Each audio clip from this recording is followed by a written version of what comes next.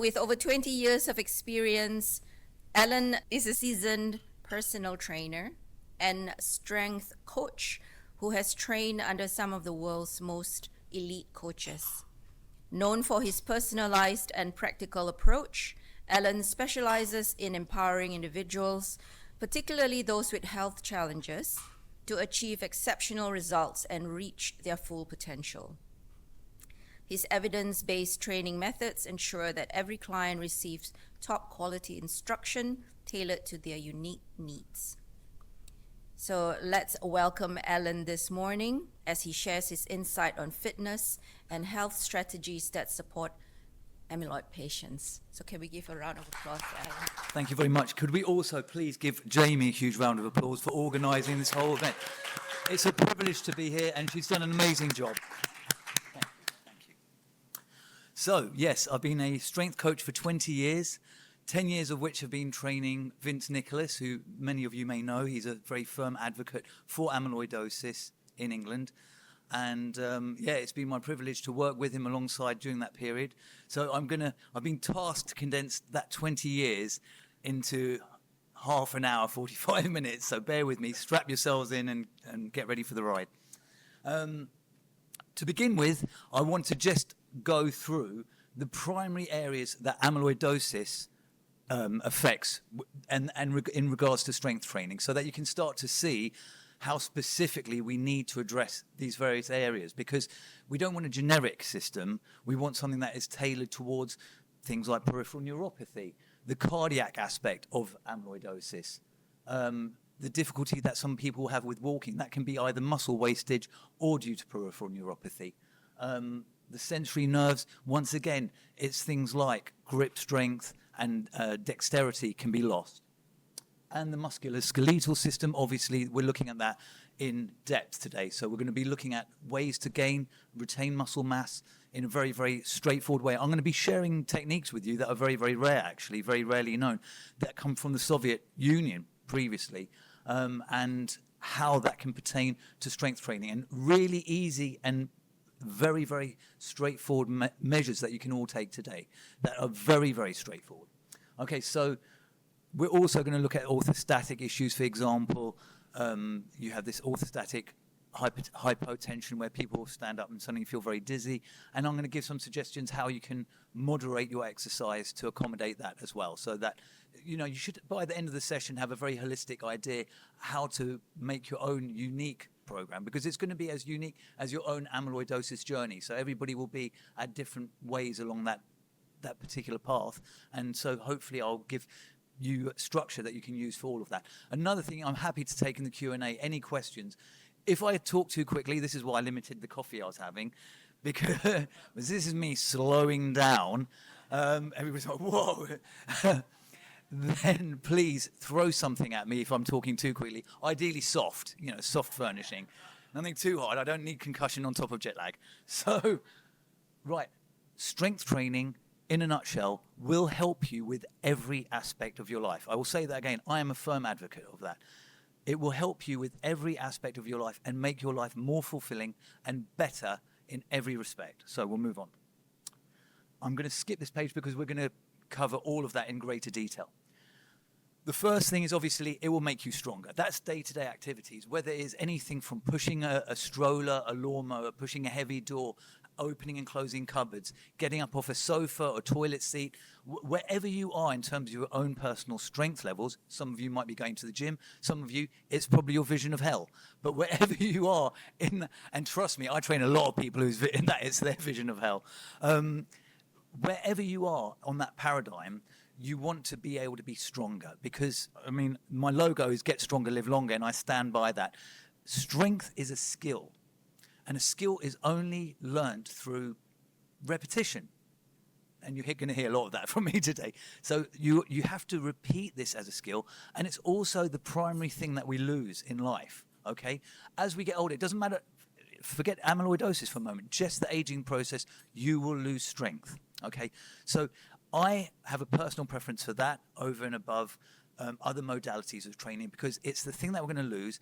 And we're going to lose things like bone mass. There's going to be osteoporosis, osteopenia, arthritic conditions. All of these can be improved, offset, or avoided altogether by strength training. Okay, so we've got increased bone density, the thickness of the bone, and that is going to help you with falls. You know, if you trip and hit yourself, you're not going to be so prone to a bone break. Improved insulin sensitivity. That's just a flash way of saying, if just by a show of hands, does anybody have type 2 diabetes or type 1 diabetes? Just so I know whether. Okay, so it will help with basically your insulin management. Is it type 1 or type 2? 2. Okay, so that's reversible with good nutrition and the right exercise. But what it does is it just gives a parking bay for all the traffic, which is glycogen flowing around the car park of your body. It gives you a parking bay to park that energy in. So it's very good for insulin management. Improved neural efficiency. That sounds really cool. Basically, it's just the velocity from your brain to your muscle. Okay, it's the speed, what we call that central nervous system. You're training the central nervous system. And that will help with more explosive movements, with having to move faster. And it will help with that mind-muscle connection. And improved economy of movement. When you're stronger, you move faster. You know, I remember the old Ricky Gervais joke where he's like, you know you're getting old because you get out of the sofa and you're like, oh! You have to make a noise to get out of the sofa. You know, that is a point when you realize that there's a lack and a degradation of strength. Okay. I just realized there are about 37 slides and I've got about a minute a slide. Let's go. All right. So we're going to skip over this because I've just discussed a lot of this, but improved circulation, improved heart function. Now, one thing I want to say regarding that is I'm not going to make any particular recommendations regarding cardiovascular training, because if you have cardiac myopathies with amyloidosis, you'd want to go with your healthcare practitioner's recommendations. He may say you don't want to have a heart rate over X amount. I would probably say, as a rule of thumb, 120 beats per minute is a pretty safe level, a kind of brisk walk, and maybe getting a fitness tracker and looking at how many steps you're doing a day is a good way of keeping up your fitness. You don't have to, just ask Vince. I've never got him on the treadmill in my life, and he'll probably punch me in the head if I did. But the point is, you don't need to be necessarily pushing yourself on the bike or whatever. Just do the things that you love. Walking the dog, going for a walk out in nature would be, I would argue, sufficient to maintain or even improve your cardiac output, rather than having to really push yourself, because it may be potentially dangerous. And improve blood pressure control. So better quality of life. You have improved life satisfaction. It's been demonstrably proved on a number of occasions that strength training and exercise generally is very good for mental health. It is, I think that's a given. It improves dopamine function in the brain, and it just improves people's sense of themselves as well. You know, when you feel strong or, you have good stamina, you feel better in yourself. Better physical function, obviously. It'd be a bit worrying if it wasn't. I've been doing this exercise for years and I'm weaker than ever. So, this is the summary. And this is the crux of what I really want to talk about today. It's the quality of life. I can dazzle you with all the modalities and this and that. These protocols will improve the quality of your life. And after all, that is the most important thing. That's the thing that we really want to be looking at. So, boost muscle strength, improved endurance, increased bone density, improved insulin sensitivity, all the things that we've talked about. But let's go to the more important aspect. Reduce risk of additional health issues. More able to manage your daily activities, maintaining independence, reduce risk of falls and injury, improved mood, increased life satisfaction. I think everybody can agree those are all good things. So they're all things that we want to work towards. To give you a practical example of the importance of strength training, Vince recently had his 10-year checkup, and they look at a whole load of things like blood pressure, and they looked at his lean muscle mass, and they said, you've lost no lean muscle mass in 10 years. And I said, that's incredible. That's absolutely amazing, because we all, like I said earlier, we all do. So the fact that he's been able to, in the face of an illness that will degrade that muscle strength and all the cardiomyopathies, etc., in the face of all that, he's maintained his strength. And I would argue, actually, training him, he's improved it. The stuff that we did on the last training session, I just looked at it and I was like, we couldn't have done this 5-6 years ago. He's progressed so far. And on another practical level, how do these things work day to day? What are the benefits of strength training for you? I'll give you a practical example. I stepped on the plane over here, and there was an elderly lady, very frail, struggling to get the luggage up into the overhead locker. So I did what any self-respecting personal trainer would do. I strode over to her, pushed her out of the way, vaulted into my seat, put my legs up, and ordered some food. No, of course I helped her put the bag up. But the key to that story was she said to me, God, you made that look easy. That's what I want for all of you, is that day-to-day activities, which you may have found difficult in the past, now will not present themselves as so difficult. And you know, don't have to think about, 1 rep max on your bench press. I'm talking about getting your shopping out of the car and not thinking, I've got to go back again. You know, you can get both bags in one go. Or, gardening, all of these day-to-day activities that a lot of people outside will take for granted, that can really be fatiguing and really problematic for people who have got dizziness or hypertension, etc. These training protocols I'll give you will really improve that. Anyway, I'm just mindful I need to zip along a little bit. So staying safe, obviously, that's a given. What we want to look at personally is, I would say, probably in regards to the cardiac aspect of amyloidosis, you may want to get some recommendations there, because you don't want to be pushing yourself too hard. In terms of the exercises that I'm going to recommend, they're all very, very safe and effective. So, I'm happy at the end when we do the Q&A, if you say, well, I can't do that, that's no problem at all. I'll give you some sort of adaptation that you can use so that you don't feel that it's exclusory to other people. Talking to a healthcare practitioner, I think one of the big issues, and talking to people here has really shocked me, is the difference in the care given to people with amyloidosis here. There's no consistency across the world. There's no consistency. There's so many therapies that are available in one country that aren't in another. And the reason I'm here, and it didn't take me 5 seconds to reach the decision to come over, is because there's a dearth of trainers who are really qualified to talk about this, which is really sad. But it's by part because it's a rare illness and disease, but also it just means that it's not something that's being looked at. And I think that's a real shame, and something that, we need to address. And certainly from my part, I'm happy to help with that. So once again, we'll move over this because we've discussed this, but peripheral neuropathy is an issue. Dizziness can be an issue. With dizziness, when I'm working with Vince, some days I'll just open the door and he'll say, oh, I'm really struggling today. I'm a bit all over the place. And we'll do things like Tai Chi, or we'll do some balance work. So that's where the personalization, it really comes in. And I haven't got time, unfortunately, to go through all of that. But that's where speaking to a healthcare practitioner can really be beneficial. And also you need to integrate these things as well. So in other words, you don't want to be pushing through moments when you feel particularly dizzy. Where it will help is that if you are very weak, for example, the legs feel very weak, if you're strong, but the central nervous system is not functioning, you're still in a better position. Because let's say you trip and you manage to deaccelerate. That's a lot of what I train, is deaccelerating movement under inertia. If you're strong, you're able to slow that down. I had an elderly client who once said to me, she took a trip and she literally went into this lunge like that and stopped herself. She said that was a broken hip. End of story. But she said, I managed to just halt myself in my progress. So that's what we're training. Even in the face of dizziness, etc., you're still able to exercise that motor control.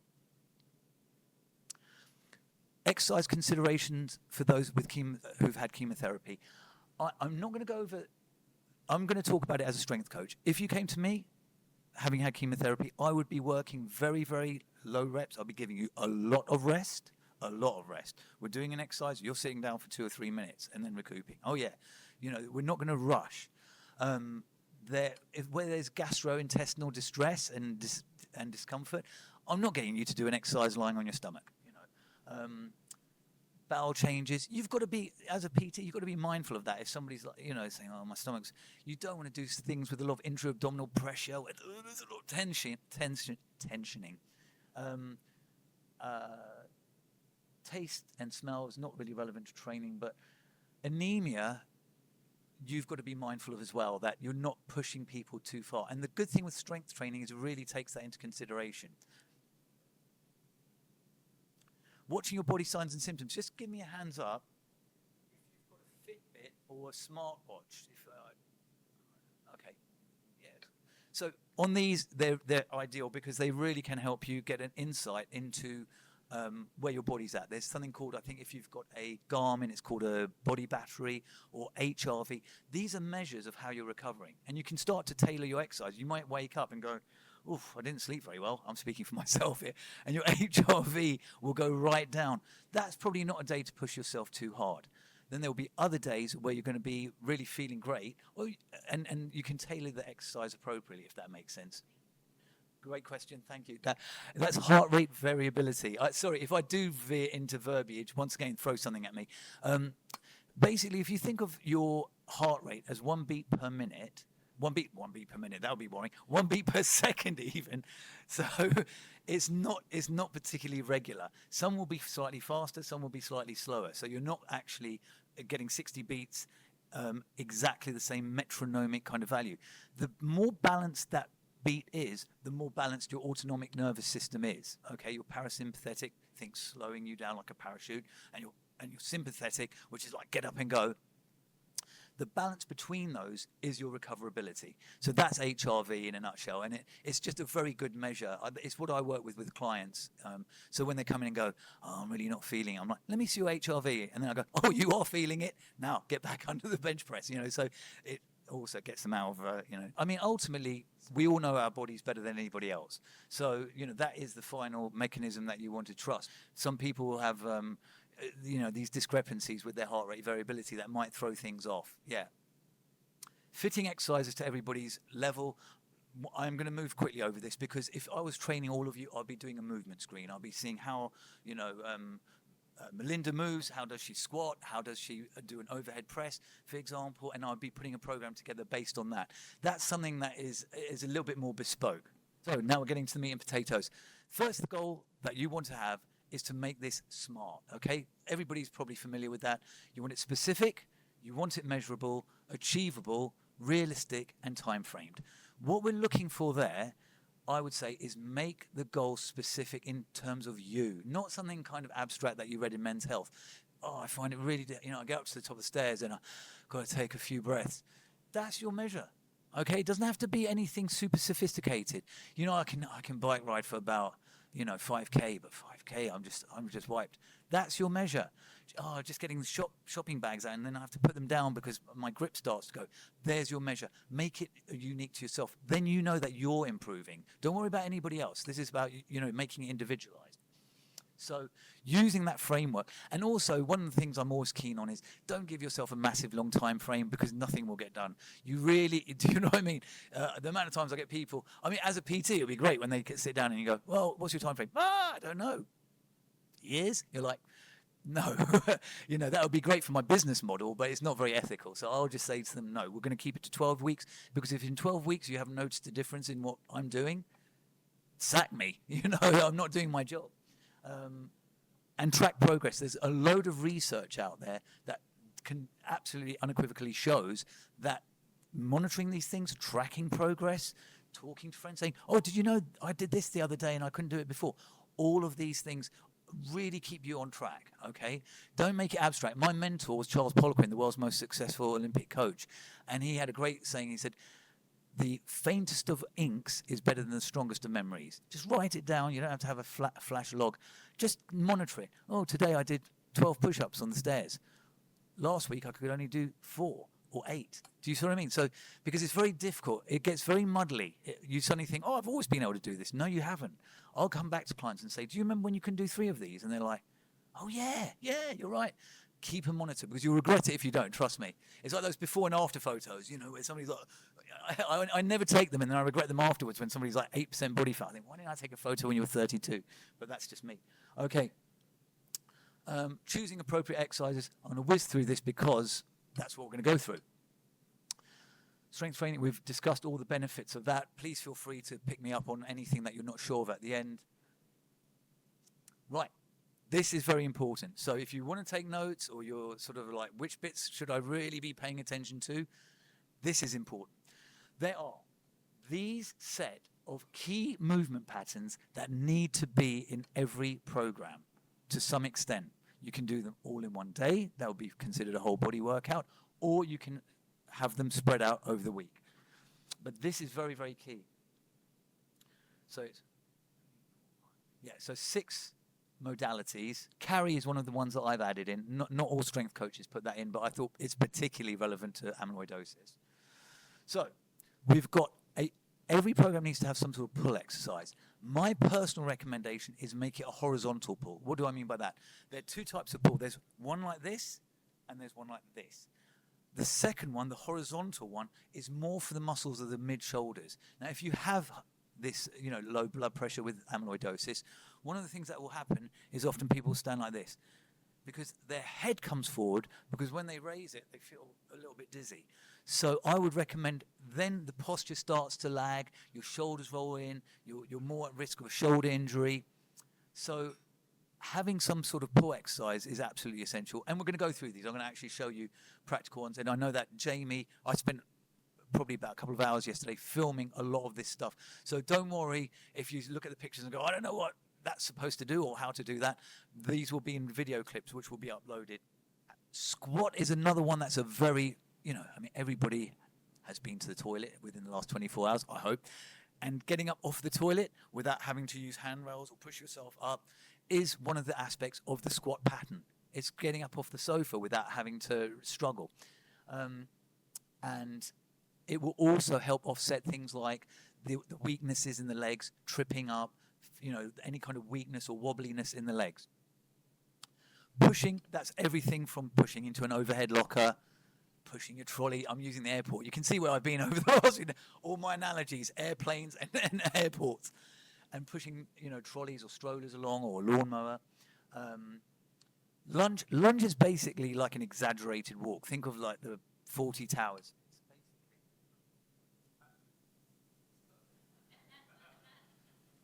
I highly recommend you do that in an airport as well. I got cleared straight through security.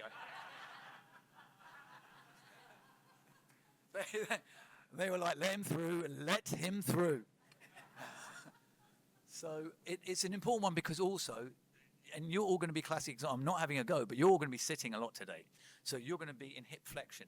Your hip flexors are getting tight. Your hamstrings are shortening as we speak. So one of the things that's going to happen is that these areas get tight. So when I see somebody who's very elderly and they're walking and really, shuffling, you're never judging, you never value judging on that. That is somebody who's had a lot of micro insults to their posture over years. They didn't know. It's just a little postural insult followed by another little postural insult. And suddenly you're like, and you say, why can't you take a bigger step? Because I just can't. Everything's tightened up. So the beauty of a lunge is it's also unilateral. So it's one limb at a time. So if you say, my left leg's strong as everything, but my right is quite wobbly and weak, that is a great way of doing it. So a lot of stuff that I do with Vince is single limb. And carry. Just how do you do it? Just carry heavy stuff. Set up a bag that is really heavy, and you can walk with 2 bags, and that will improve your grip strength. Or if you want to work your core, a really heavy bag on one side, because it's working your core in a real world scenario, not through crunches and doing all this that's going to ruin your back. You're actually going to be doing a core exercise in a functional way. Because if you think about it, if this bag's really heavy and my core's not working, I'm going to be walking around like that. Okay, so just by keeping myself nice and upright, I'm going to be stabilizing through my core muscles in a real world way. I'm all about the real world. Let's not do exercises just for vanity. Who's got the time? I haven't. So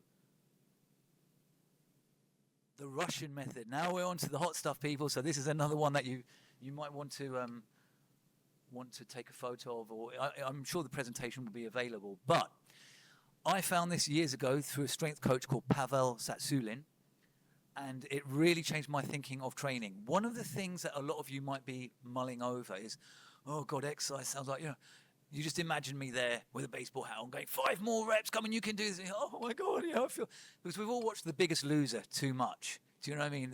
Come on, you're a weakling. That's not how we train people in the real world. It's not productive and it's not useful. The Russian strength training method is this. You take an exercise. For example, let's work on one that I do a lot with Vince, push-ups on the staircase. Let's say Vince can do 10 reps until he literally face plants. He's like, I literally cannot do one more, and he's just there. You only do 5. Let me repeat that. You only do 5. So you go, so hold on a second, the most I can, 10 reps, you are only going to do half of that at most, but you're going to do lots of fives. So I would say 3 to 5 times during the day. So what I mean by that is you wake up in the morning and you do your 5 push-ups on the stairs. You have a coffee, eggs Benedict. Once again, I'm speaking for myself here. And then, take a call from a friend and then do another 5. So what's the rest period? As long as you want. And so you can pass this out across the whole day. You do not have to do it. People are like, oh, it's a workout. Come on, you got 20 seconds. Go, go, go. It's not like that. You're going to take your time on it. Multiple sets. And I would recommend for you guys 1 muscle group per day because you're busy. You've all got lives, families. Like how much time do you want to, if you want to put more time into this and do more body parts, happy days. But I'm trying to be realistic. So maybe Monday you just say, I'm going to work on push-ups today. I'm going to do 25 push-ups. I can't tell you how proud I am of Vince. When I see the stuff that he does now, it's incredible. But it's not because of anything I've done. I'm just the GPS. I'm just sending him, giving him the directions. He's the driver. He's doing it. If he didn't, then we wouldn't be having this conversation. But the point is that it's just that law of repeated endeavor. Do it again and again. Okay. So, no need to exhaust yourself. The way we're going to do this, one day, for example, squats. One day, upper body. I would alternate them. Why? Because if you do wake up and think, I feel quite stiff, you don't want to work the upper body again, because I've got a pet theory that amyloidosis, because it's so inflammatory and it's problematic in that respect, bringing up too much lactic acid and overworking areas, I just think you're not going to have that recoverability. It's just my pet theory. I've got no scientific evidence, just, being in the field for all these years. That's my thinking on it. So I would do upper body, lower body, upper body, lower body. Like the icing on the cake of this, that's the cake, are your big motor movements. Your lunges, squats, push-ups, some sort of heavy pull. If some of you are TRX, it's that, like it's strapping webbing, and you can row yourself up on, or just a band. All of these things will form the big crux of your movement. These are the ones that we had earlier, that 6 set of movements. Those are the big ones. But we're sprinkling on the top corrective exercise. And on that, I am going to veer slightly away from don't do too many reps, because these exercises are for muscular endurance, not for strength. They're for your posture, okay? You don't have to be strong to hold this position. You just have to have muscular endurance to hold it. So what I would argue is those ones you need to do more of, but we're going to hit those in a minute, and I'm going to show you some of those exercises. So I just made a note on a piece of paper just before I came in. What I wanted to really distinguish was you've got your big hitters, okay? Your lunge, your squat, your hinge, your push, your pull, okay? Those are the ones that you really want for your day-to-day strength activities, like just to get you through the day productively. Then you've got stuff to rectify posture, all of these things need to be addressed, okay? Because otherwise you're putting yourself in line for injury. So I want to go through things. I'm going to nip through the exercises only because I've talked for a long time, but also all of this is going to be available on YouTube. And I think that looking at it as a video clip will be far more productive than watching it just, as a picture. You're going to look at it and go, what am I supposed to do there? And I'll spend 20 minutes explaining it, and that's all on the clips. I explain the exercise, why it's important, what it does, how to set it up, everything, including even how to attach the bands. So you don't need to worry about any of that because we've covered it all. So condensing this down, focus on one exercise a day. Perfect technique, none of this, I can't do any more. If you're doing that, then you've done way too many. Frequent. The law of repeated endeavor is your friend, okay? You want repeated exposure to the exercise to get the correct effect. Stay fresh. Being sore, waking up, going, I can hardly move, is not a badge of productivity, okay? And fluctuate. If you keep doing what you're doing, you're going to keep getting what you've got. What I mean by that is you need to change it. So maybe one day go, I think I can do 1 push-up on the floor. Normally I do it on the stairs. I can do 5 on the stairs, but I can do 1 on the floor. Well, then maybe do lots of 1s. Maybe come down a step and do 3s. I'm using the push-up again as an example here. But maybe you're going to do 3 repetitions because it's harder for you because you're low down that step. Does that make sense? So I'm trying to give very complex ideas of periodization in a very straightforward way. Just don't keep doing what you're doing. The best program for you is the one you're not currently doing. You might think, well, that's a bit cryptic. Or, what I'm saying is that your greatest adaptations are to what you're not exposing your body to currently. So, but does that make sense, by the way? I suddenly realize I'm coming across as these very cryptic ideas. Is everybody happy with that so far? Yeah? I'm not speaking too quickly. There he is, the man, the legend himself, Vince Nicholas, being tortured by me laughing behind the camera, him feeling very, very unhappy. So this is a band pull apart. This is one of the exercises for posture. It's very much designed to improve your scapular retraction, which is just a flash way of saying it pulls your shoulder blades back, keeps you nice and upright. So I'm going to put your hand up if you want me to stop, but this is all stuff that's going to be on video. This is all stuff that is going to be, I think the presentation is going to be available as well, is it? Yeah. The presentation will be available, everything, and it will be sent to you. Perfect. So it gives me time to take more questions rather than, spend. Okay, so that's cable face pull, wall slides. That's a favorite. It's a Poliquin step up. That was my mentor. He developed that exercise. These are all phenomenal for improving your strength and stability. I can't emphasize that enough. Like, I reference him in the video clips, but there's a guy called Ben Patrick. He's also known as the knees over toes guy. He trained with the same coach as me. He had horrific, they called him old man knees when he was like 12. Horrific knee pain. He could hardly walk. Some days he would have to crawl out of bed. Watch him now on YouTube. Watch him now on Instagram. I highly recommend everybody because he's very giving of his time. He puts a lot of very good stuff. If you've got knee issues, knee rehab that you need, or just wobbly legs and you just feel that his site is very, very good. I've nabbed a lot of stuff. Well, it was the same stuff that I'd learned, but he's definitely advanced it along the way. Yes, it's Ben Patrick, and it's the knees over toes guy. Everybody's got to have a nickname. I wasn't that original. I just came up with Alan Levi PT.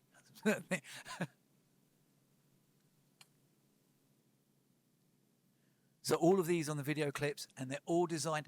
Just very quickly, the main things that I'm looking at, going back to that first picture of the amyloidosis patient and the issues around it, are if you're slouched, getting the shoulders back.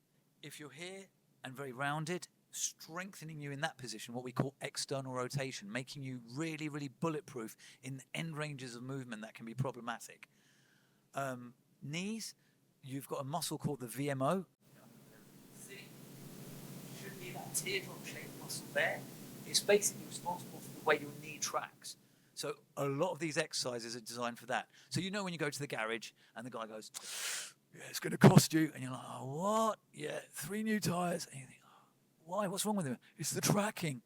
That's the problem. So you don't want to be in the garage because that's an orthopedic surgeon looking at your knee going, you're going to need a replacement. So the thing is, all these exercises are to help with correct that. That's another one for the hips and the glute medius. That's the muscle of the outer hip. It helps stabilize it. And also, like I was saying, when the knees drop in, that helps pull the hip out slightly, or the musculature of the hip, to draw the femur into better alignment. There's Vince doing a push-up on the stair. Now, this is how impressive it has got. Vince just did this as a demo. When I train him, I get the black resistance band, which is one of the hardest resistance bands. I loop it over his shoulders.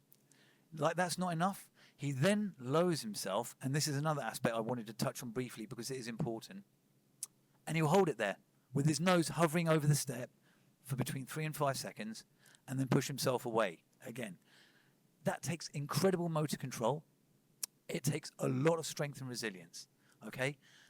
And Vince would be the first to say, in terms of his amyloidosis journey, he's been hit with so many of the issues. It's not like we're talking pacemaker, liver transplant, peripheral neuropathy. So he has not had it easy, but this hopefully gives everybody that motivation that this is what you can all achieve, and it's never too late to start.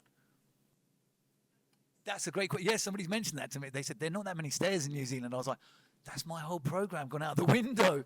No, I was like, oh my God. I would say any fixed solid object like a sideboard, a sofa. If it's a sideboard and it's still cutting into your hands, maybe put a small thin pillow over it.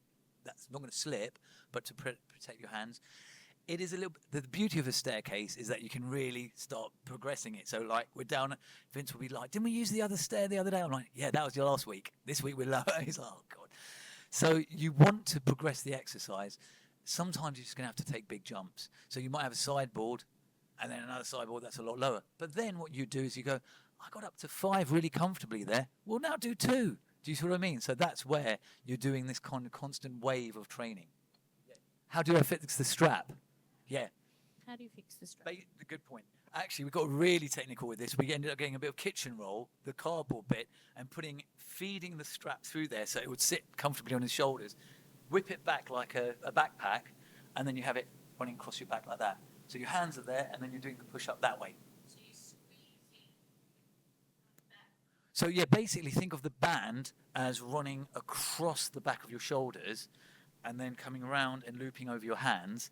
And so what happens then is, as you can imagine, the loading on that is that as you lower, it gets easier because the band gets slacker. As you push away, the band gets tauter, and then that makes it a lot harder. So, it's just I like bands, by the way. They'll be probably about $50 on Amazon. The brand I recommend only because it's the one I use is Tom Shoe. I've got no affiliation with the company. They just last a long time. And they come with a whole different set, so you can really start to play around with different loading. And they're very gentle on the joints. If you think of it, a dumbbell, like let's say you're doing a dumbbell curl, it's like it can really be quite a forceful option on the joints. Bands are much more forgiving, and I found them really flexible. During COVID, they were a godsend because I was coming up with all sorts of crazy stuff, as you will probably see on these slides. Does that cover that? So yeah, in regards to stairs, just find something that's fixed and immovable. So if I was looking around this room, let's say you're really starting out, maybe get it going from this sort of thing, maybe then on the table, not this table, but a table, kitchen bench, work surface, something like that, yeah. And you can even get these little glove pads that go over your hands that protect them. So if you're like, oh, that's really biting, because you're on the edge, for example, then that can be really beneficial. Grip strength. I'm such a keen advocate for this. I've done martial arts for the best part of my life, and anybody who likes Bruce Lee knows he had great forearms, and the forearm is the linking point to the fist and the arm, and the body, that connection. He did a lot of forearm work. For people with peripheral neuropathy, this is an absolute must, okay? I will get started. The sooner the better. There's a lot of correlative evidence out there that people with stronger grip strength have better longevity. So it's highly correlated with long life. I think even more so than blood pressure, which is really impressive. So if you've got good grip strength, it means you're going to live longer. And I think I don't think that's causative. I don't think doing grip strength training is suddenly going to make you live up to 100. But I think it's a factor of your lifestyle. If you think of a chippy or a plumber, they might have big forearms because they're active all day. So does that make sense? But the key to grip strength training is it's not just the grippers. Okay, you also need pinch grip. So that's a little bit more dexterity. So you can get these hubs, which are here, which you just sort of pinch and then have to hold. Well, you can do it with anything that's heavy and thin, and just hold it there. Then you've got support grip, which is basically carrying your shopping out of the car. That's support, and that's the one we tend to do the most of. If you're really struggling with that fine dexterity, does anybody know what I mean by the Chinese medicine balls? They're like these little balls that are beautiful and ornate. They make a little tinkly sound, and you just rotate them around, and you're trying not to have the balls touch one another. They're kind of old Chinese martial art tool, and so highly recommend those. And also you want to work the opposite muscle, so you're not getting super tight there. You want to work extension, which are basically those, and you wrap them around your fingers and then just extend your fingers out like that. So you're working the extension portion of the movement as well. You always want to work agonist and antagonist, both sides. It's actually nothing to do with amyloid, but I've got osteoarthritis in my fingers. Would these sorts of things be okay because of the wear and tear of osteoarthritis? Yes, I would argue yes. Just what you want to do is not overdo it, and also if there's an inflammatory response where you think, oh, it's got worse, then maybe just dial it back. But yes, definitely any strengthening exercise, because it's always the same thing. If you don't use it, you lose it.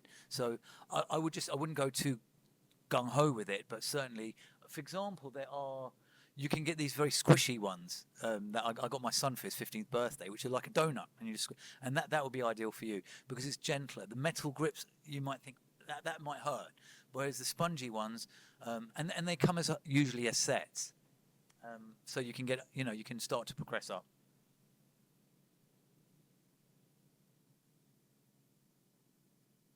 Progressive overload. Has anybody ever heard the Greek legend of Milo's bull?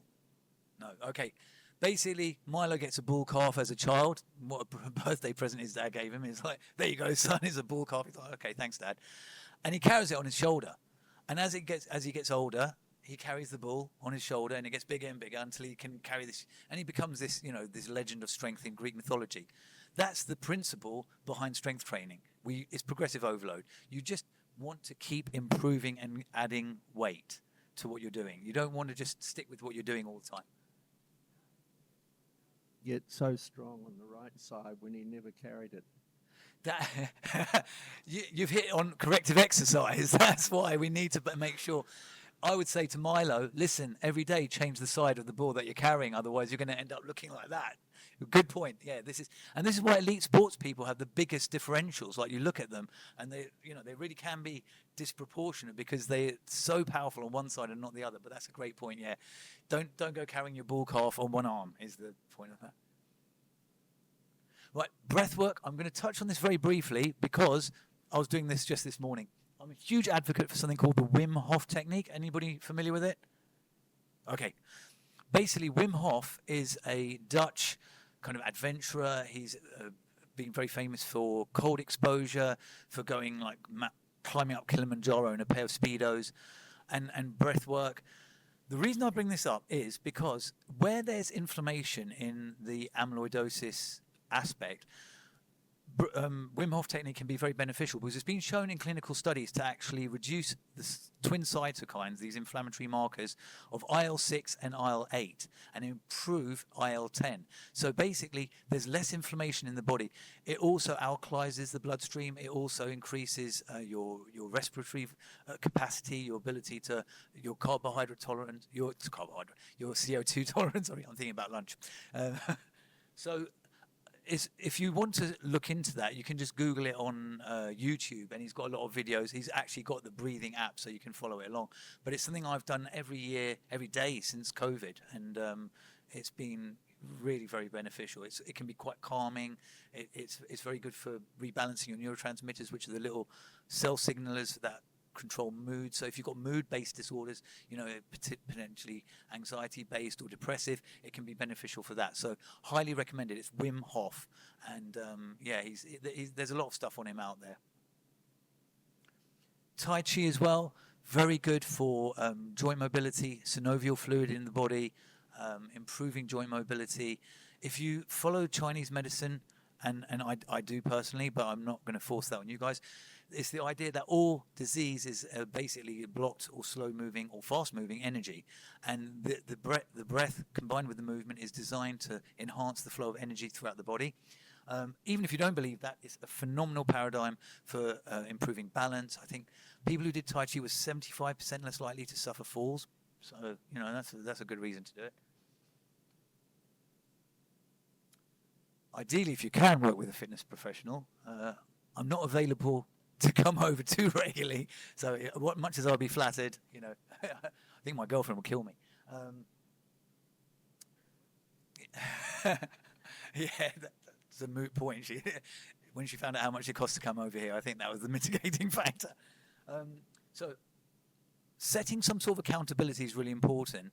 Reminders, diaries, apps, trackers, it will just encourage you to be much more accountable to yourself, and it helps with tracking progress as well, which is, I can't emphasize how important that is. People go, oh yeah, well, I remember it. No, you won't. And it's nice to look back a year later and go, I can't believe I still keep, wow, okay, I hit that lift and I bettered what I did 3 years ago. It's important. It's not just vanity, it's progress. Okay, I'm actually not done too badly. I'm only 3 minutes over, which is impressive by my standards. So I'm going to touch briefly on supplementation. I know that there's going to be a much more detailed talk on nutrition and supplementation later, so I'll be very interested to hear that, to see where it combines with my thinking. Personally, we've got epidemic of vitamin D deficiency. In the UK, the doctors won't even bother giving you a test because they just go, well, everybody's deficient. So I would probably, it's difficult to say in New Zealand because I don't know how much sun exposure you guys get, but general recommendation is about 75 international units per kilo of body weight. Generally speaking, for the average person, it works out about 5,000 IU, which sounds like a lot, but actually, vitamin D, the reason I'm such an advocate for it, it affects everything.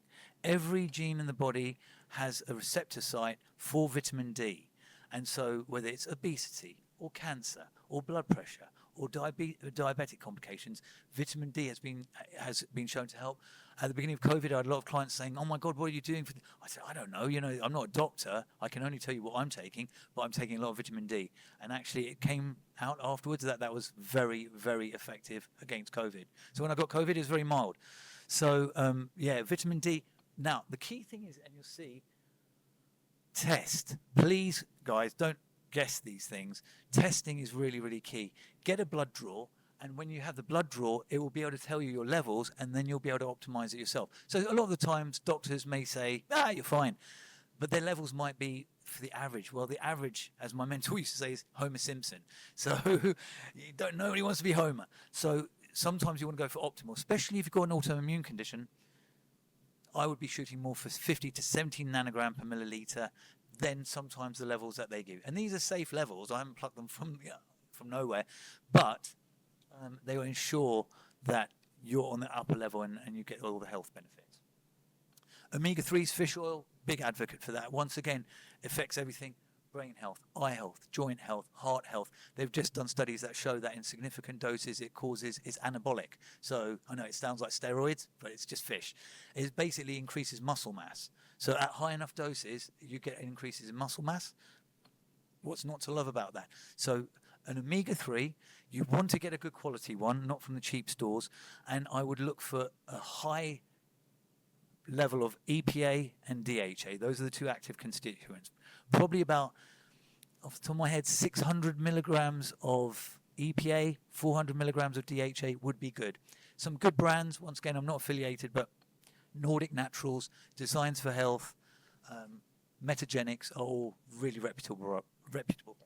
So for vitamin D, it will be 75 IU times your body weight in kilos. I'm 80 kilos, so that would be 6,000 international units.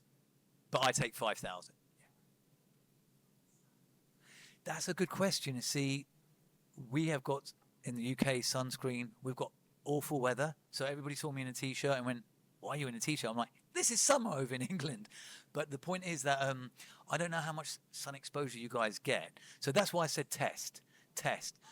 Yeah, so, I mean, there are private tests available. I mean, in England, you just get a little pack. It's a pinprick test. You send the blood draw off. They send it back. And then you can work it accordingly. But one of the things I think when I was speaking to Kate about this, she said to me, "So what, you'd recommend vitamin D on top of multivitamin?" I said, "Oh, yeah." I did a little experiment last year around May time. I stopped taking my vitamin D because I thought we're coming into spring, and I retested it. My levels have never been so low. They just went, because that's the English summer for you. So once again, I don't want to speak for what the weather's normally like and how long summer is, etc., and how hot it gets. But I would just test. And maybe your levels are fine during summer. We'll start taking it during winter. But it is important to test, because I'm not one of these people who's like, "Oh yeah, you can take loads." You can take enough to make you unwell. You don't want that. So just testing regularly is quite a good way of ensuring that you don't come a cropper. The same is with the omega-3. So that I would have, a good one would have 600 milligrams of EPA. So for that, think inflammation. And 400 milligrams of DHA. For that, think sort of eye and brain health. So for children, for example, you can only give them DHA because they haven't got the metabolic processes to convert to EPA. So that's, I credit that with the fact that my son's so smart. Not good parenting, just lots of fish oil. How do we measure No, no, not at all. No, that's a smart question. It's only come into play in recent years. What I would say is that if I was in the UK, I would just send you to a website called Thriver. I haven't had enough time to check in New Zealand. Costing? Sorry? What were No, you? I'll take you with me. I would say the test kits would be up to about, let me think, 400 New Zealand dollars maybe. But you can make bespoke kits. I think that, I mean, if I get a chance, I'll have a look. I would assume that there would be things like that available over here. Is this for the vitamin D test? You can go to your GP and request for it, but it is not covered under, you have to pay out of pocket. Just on the subject of testing for the omega-3, I would say that why don't you go to your GP and ask and clarify whether there's actually a test that can be done. I could be wrong. A lot of things may have improved.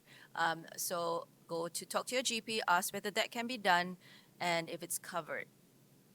Okay? So I never want to take no as an answer, like explore yourself and see what your options are. I suppose sitting here is making a judgment on the difference of what has been good and what hasn't been good. So you've got to have a starting point of what you're having or what you've got before you can make a judgment on what you've improved or not improved. Yep. Totally agree. Totally agree. I just did a quick Google, sorry, just over here. And Awanui Labs have a website called mytests.co.nz. So it's something you can click on and you can select whatever tests you want to have done. So it is user pays. And I think the full health one is about the $400 you were mentioning. But just because it's with Awanui Labs, I'm figuring it's obviously going to be quite reliable for people. So yeah, I also recommend folate and B12 for nerve function, and DNA and RNA synthesis. So basically that DNA replication process, and also because there's so many nerve issues with amyloidosis, I recommended this to Vince years ago, and it seems to have really benefited him. So once again, it's one of those ones that's very, very individualized. But I'm going to come on to kind of all one-size-fits-all template in a second, even though I'm not a big fan of that. I thought some people might be like, well, give us a template that we can work with. Another one which I'm a big fan of, and I've been taking like crazy for this presentation to ensure that I remember everything, is something called lion's mane. And once again, they did clinical studies on this that showed that it actually improved cognition in Alzheimer's patients and actually regrew the myelin sheath as long as people kept taking it. So, there's a lot of research. And I can say, I know this is anecdote, you've got to be careful, it's not a scientific study, but the stuff that I was just talking to Jamie yesterday, and she said, oh, where did you stay when you were in Kuala Lumpur? And I went, oh, it's Zealand Connaught. I thought, Zealand, that was like 30 years ago, and I have not thought about that since that day, and it just came back. So suddenly recall, things like that will come back quite rapidly. So I'm a big fan of it, and it's very safe. Another interesting thing, while we go back to vitamin D, there was research that showed it actually stopped and reversed amyloid plaque depositions in the brain. But this was on Alzheimer's patients. But what's not to love about that? I would say that might well be something worth looking at.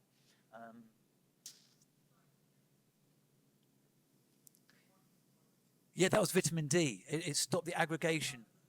Oh, lion's mane mushroom. Lion's mane. Yeah, I think the mane, because that's what the fungus looks like on a tree. It looks like a lion's mane. Yeah, and actually, it's funny you say that because there's a company, it comes out of New Zealand, called Dirty. Yes. We take lion's mane as well. And prior to this year, actually, a couple of years, I always like to see where it comes from. So back then, a lot of them came from China, and I was like, no, I'm not getting that.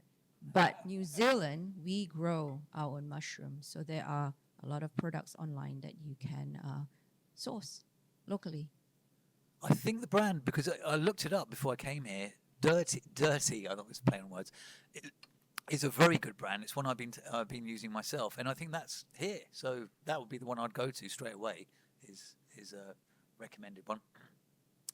So yeah, sorry about the typo, that wasn't me. I'm blaming somebody else for zinc. That's the German version. It's zinc. So basically, a good place to start would be a good multivitamin. Extra vitamin D, as I said, fish oil, magnesium, and zinc for the immune system. So, like, if you were like, oh, I just want a good one-size-fits-all template that I can't go too far wrong with. Why magnesium? Magnesium is important for the Krebs function, the cycle of energy production in the body. It's actually a calmative for the muscle and nervous system, improves sleep. I've been taking it like crazy. It's not worked as I'd hoped, but but it really helps with things like muscle recovery. For anybody who's got the type 2 diabetes, things like insulin management. Sorry, can No, I ask fine. a question? Yeah. Just with supplements, does that interfere with medication? Brilliant question, which is why I would always consult with the doctor. Every time I've introduced something to Vince, I've said to him, look, could you speak to your cardiologist? So there was one that I recently got him on coenzyme Q10, which is for mitochondrial production, very good for heart health. But I'm thinking, with a pacemaker, so I never recommend anything unless I've done my due diligence or deferred to somebody who knows more about it. But a lot of time, I don't know if this is good or bad. They'll say, yeah, fine, just try it. And I'm like, okay. But yeah, it wants to be quite bespoke. So I'm reluctant to give but I thought some people might want, give me a little template that I can work with. That's quite safe. And I would argue that there's, unless you're going in for surgery, in which case stop taking fish oil about 2 weeks beforehand because it is a very potent blood thinner. Or maybe you're on statins. Some of you might be on statins. It might be worth having a word. But generally, very, very safe, very effective. I've been recommending these for a lot of years and not had any issues or interactions. If you consider you've got a good diet and it covers all that stuff, was there any need for that? Because in New Zealand, a lot of us think that we've got good diets. Why do You've we got a need- lovely diet why here. do we- I was eating last night. I tell you what. It's a big argument out there. No, you know what? That's a brilliant question, and it's also a pushback that I often hear. Once again, I'm just speaking for England, but we've got significant soil degradation. The levels of zinc and magnesium in the soil are not what they were 20 to 30 years ago, okay? Mass-produced factory farming, etc., has really placed a toll. So my personal argument would be magnesium, very difficult to get from foods unless you're eating organically. And also remember that these are supplementation. It's supplements. I'm not saying that it takes the place of a healthy diet. I'm saying it's an additional. So if you came to me as a client and you said, yeah, I feel generally all right, my sleep is terrible, first thing I'm thinking of is maybe getting you on magnesium glycinate as a good option. And 99% of the time, you come back the next week and go, oh my God, keep that stuff in stock. I haven't slept that well in 20 years. So it's not because of a magic property. It's because you're so deficient in it. Same with vitamin D. We've got poor weather in the UK, I'm speaking for. So we tend not to have such great, sun exposure.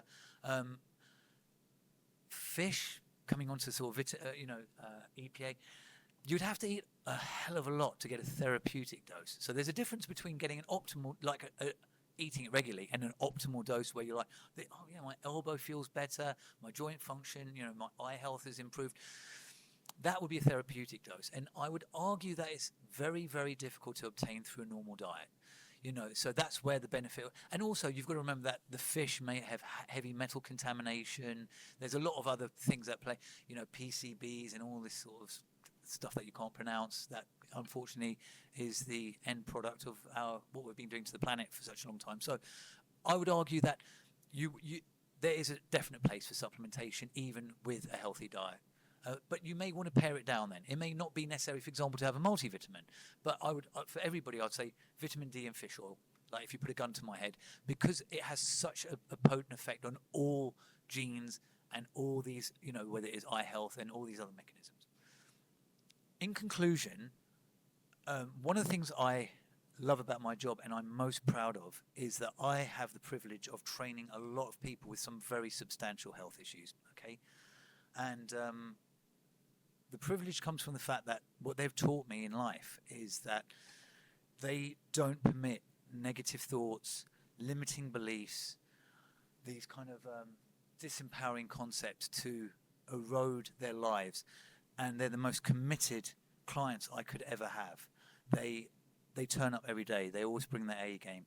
It's sad to me that it takes a health crisis in people's lives to drive them to the gym and to make them so focused, these are aspects that are out of their control.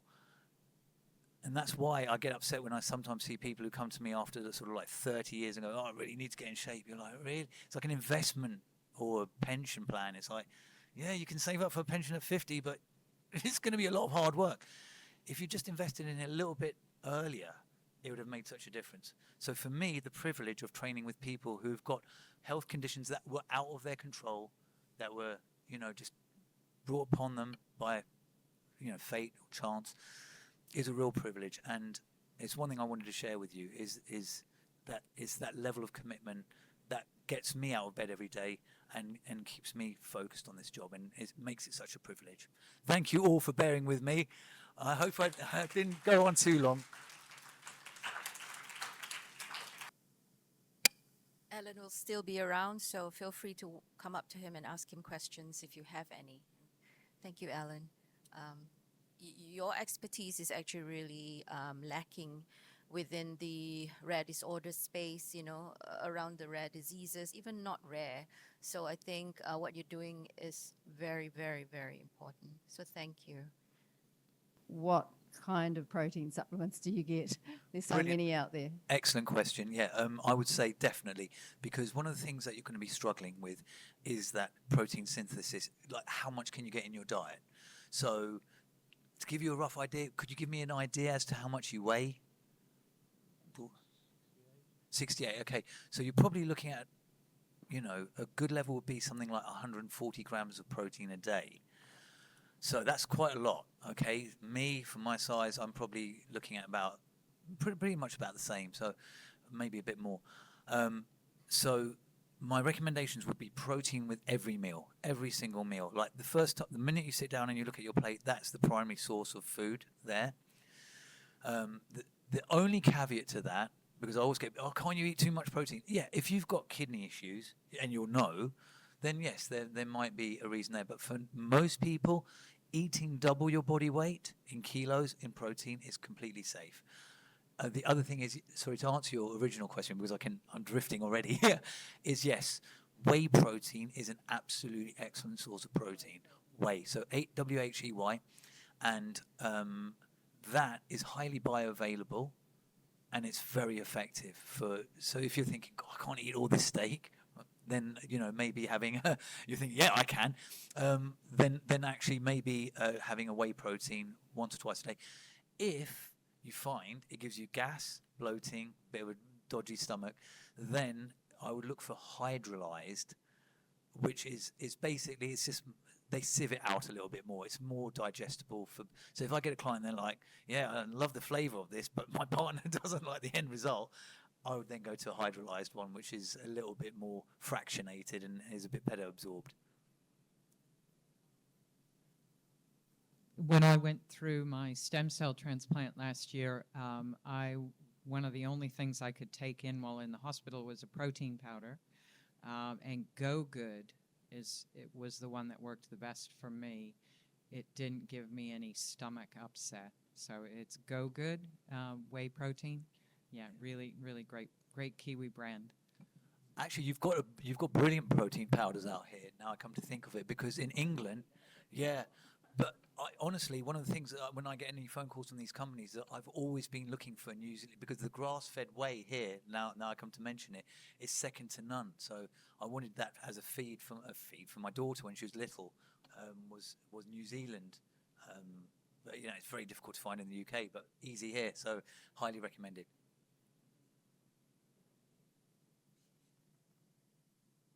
She'll turn it on. Thank you. I had a stem cell transplant 5 years ago. I started at probably 70 kilos and I left hospital at 48 kilos after 5 weeks. I'll probably tell you a little bit more about it, but there was 9 months between diagnosis and transplant due to COVID.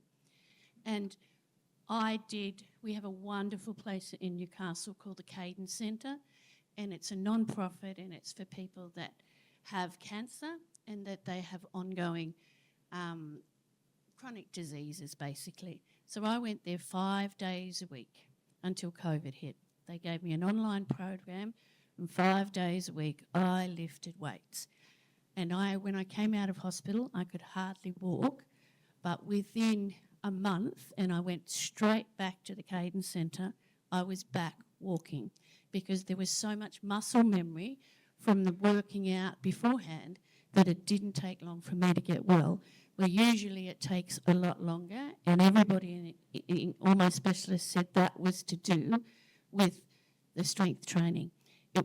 It's taken me a long time to get my, walking and, is it anaerobic capacity? Yeah, my anaerobic capacity back again.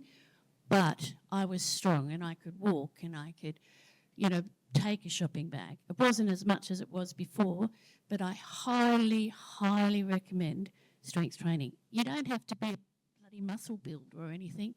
It's just basic. All right? Thank you. I'll pay you later. I was asked to mention creatine.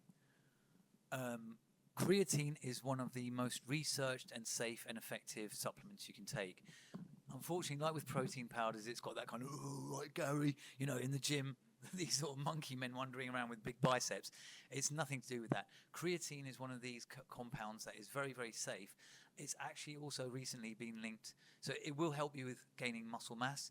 You may find after a few weeks that you gain a bit of water weight as well. So if weight loss is an issue, then it can be beneficial. It leads to an increase in lean muscle mass and a decrease in body fat. And also there's recent very compelling research to come out to show that it helps with cognitive function and also sleep. So it's very highly researched. I'll probably say the 3 supplements that are probably the most researched: creatine, fish oil, and vitamin D. Just go on PubMed, highly recommended, and just put something in. Hey, thank you so much for a fantastic presentation. One of the things that I think a lot of patients endure is the feeling of you start eating and then you feel very full or you feel sick. And so one of the things that I think us doctors are very bad about recommending is actually taking stuff to actually help push food through the stomach so you can eat more.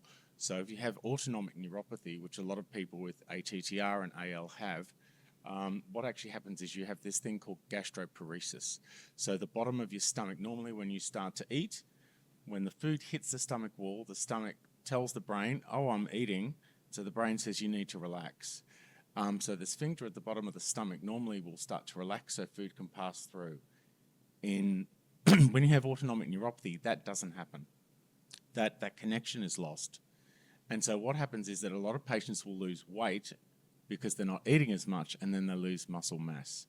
So exercising is really important, but also how do we overcome this problem of the lack of relaxation at the bottom of the stomach? There's a tablet called domperidone. It's not domperignon, I'm afraid. You can wash it down with domperignon if you have the money. But recommended. It's called domperidone, and what it actually does, it's a prokinetic. It pushes food through the stomach, through that tiny hole. So instead of only being able to have 3 or 4 spoons of something, you can have 5, 6, 7, or 8. And the thing is that it's better to use it regularly before you start eating rather than taking it on an ad hoc basis. So I think a lot of, what Alan said is really good.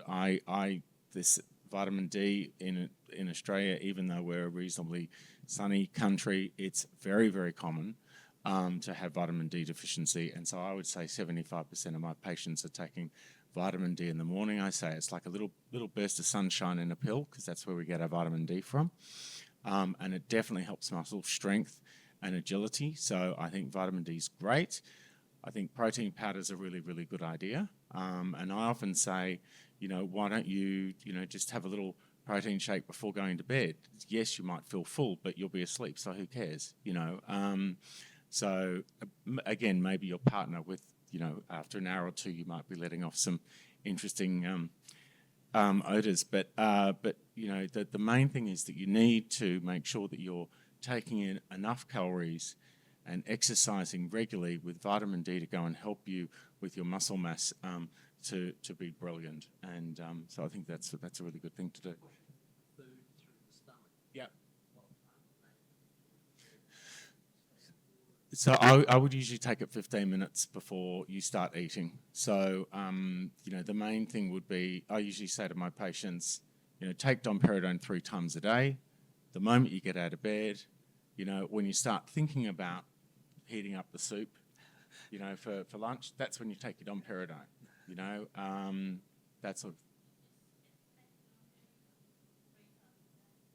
Did I? Look, I wishful thinking. That's right. Unless I'm with Tim Sutton. It won't help your symptoms, but you'll feel better about them. One of the things, I just wanted to ask, do you think there'll be a place then for digestive enzymes in the case of gastroparesis? I'm thinking like HCl, amylase, lipase. Honestly, I don't know. Yeah. Honestly, I don't know. Yeah. Is it more the actual sphincter movement that needs to Yeah. be? Yeah, okay. It's just you've got a tightened sphincter. So, you've got those enzymes. They just need to get into the duodenum to actually do it.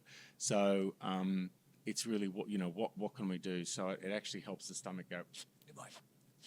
And so I think it's brilliant. And a lot of people don't do it, but I pretty much put any one of my patients who are losing weight, I just make it regular. So domperidone 3 times a day, 15 minutes before eating. Regarding creatinine, is it safe to take if you have impaired kidney function? I would say not. With something like that, there's always one of my mentors right now is Dr. Lane Norton, and he always says, it depends. I think when we feel confident with something, you don't have an one size fits all kind of criteria. So I would say no, because I think there can be issues with creatinine build. Okay, yeah. So I'm deferring to people who know more about this than I do.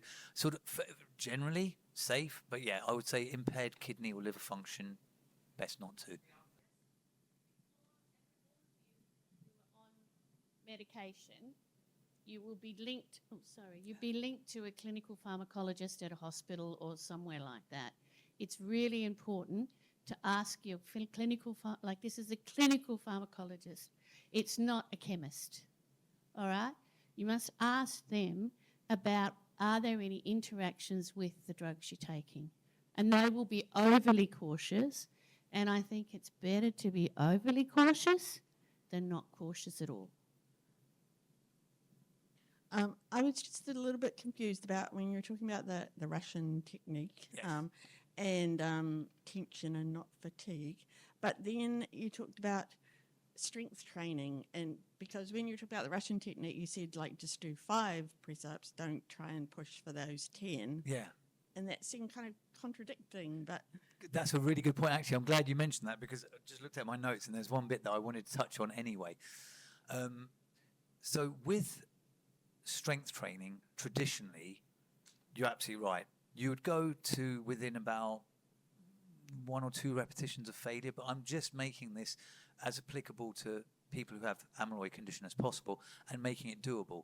So the thing actually you touched on there, and I'm really glad you mentioned it because I wanted to really hammer that home, is that the way you create that effect, so you're thinking, well, I could do 10, I'm only doing 5, how is this going to have a benefit, is through tension.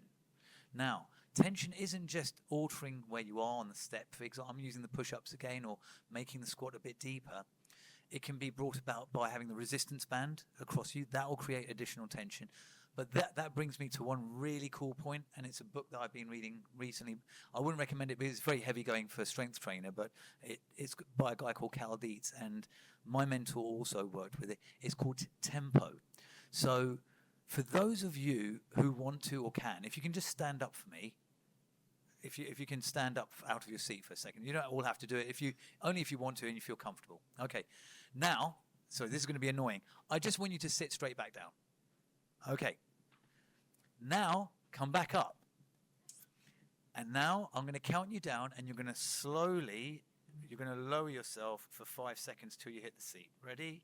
And 5, 4, 3, 2, 1, and sit. Okay, so did you notice, for example, some of you would have got down and then like that last bit, that's called a lack of eccentric control. The way you can make the exercises harder, sorry, this is the long way round of explaining it, is through the time the muscle is under tension. We call it TUT, time under tension. And I'm really glad you mentioned it, because I made a note of this just before I came on, and then I promptly forgot to mention it. Is the best portion of the movement that you can really, really focus on is this. So hopefully this lowering portion here. That eccentric portion is when the muscle lengthens under tension, and this is the cool bit, you're 150 times stronger that way than pushing yourself up. So by putting the tension portion through that, you get really strong. It's very good for connective tissue. So tendons and ligaments will benefit as well.